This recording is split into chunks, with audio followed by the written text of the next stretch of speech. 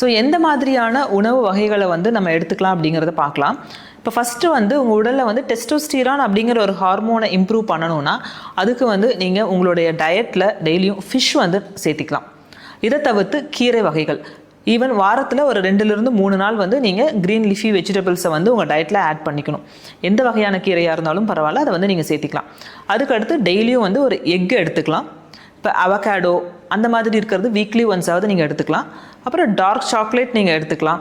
So இந்த மாதிரியான உணவுகள்லாம் எடுத்துக்கிறப்ப உங்கள் உடலில் வந்து அந்த டெஸ்டோஸ்டிரான் ஹார்மோன் வந்து ஓரளவு சீராக வந்து இருக்கும். இதுக்கு அடுத்து இப்போ நான் ஆல்ரெடி சொன்ன மாதிரி இப்போ ஜிங்க், செலினியம் இதெல்லாம் எந்த மாதிரியான உணவு வகைகளில் அதிகமாக இருக்குது அப்படின்னு பார்த்தோன்னா நட்ஸ், அதாவது வால்நட்டு, ஆல்மண்ட், ஸோ இந்த மாதிரியான நட்ஸ்லலாம் வந்து இந்த ஜிங்க்கும் செலினியமும் அதிகமாக இருக்குது. இதை தவிர்த்து சீட்ஸ், பம்கின் சீட்ஸ்லையும் ஜிங்க் அண்ட் செலினியம் அதிகமாக இருக்குது. இதெல்லாம் உங்களுடைய டயட்டில் வந்து நீங்கள் சேர்த்துக்கலாம். ஸோ இது மட்டும் இல்லாமல் கலர்ஃபுல்லாக இருக்கக்கூடிய ஃப்ரூட்ஸ், வெஜிடபிள்ஸ், அதாவது இப்போ broccoli, citrus fruits, orange, lemon எடுத்துக்கிறது, அதுக்கப்புறம் பெர்ரிஸ் நிறையா எடுத்துக்கிறது. ஸோ இந்த மாதிரியான ஃபுட்ஸ், அதாவது கலர்ஃபுல் ஃப்ரூட்ஸ், வெஜிடபிள்ஸ்லாம் நீங்கள் எடுத்துக்கிறது மூலமாக அதில் ஆன்டி ஆக்சிடென்ட்ஸ் நிறையா இருக்குது. Vitamin C, vitamin E, lycopene இது எல்லாமே அதிகமாக இருக்குது.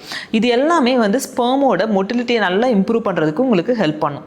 இதுக்கடுத்து omega 3 fatty acids rich foods வந்து எடுத்துக்கணும். இது எதுக்கு அப்படின்னா அது வந்து உங்களுடைய ஸ்பெர்ம், செமனில் இருக்கக்கூடிய அந்த ஸ்பெர்ம் மெம்பரேன் இன்டெகிரிட்டின்னு சொல்லுவோம். ஸோ அதை வந்து இம்ப்ரூவ் பண்ணுது.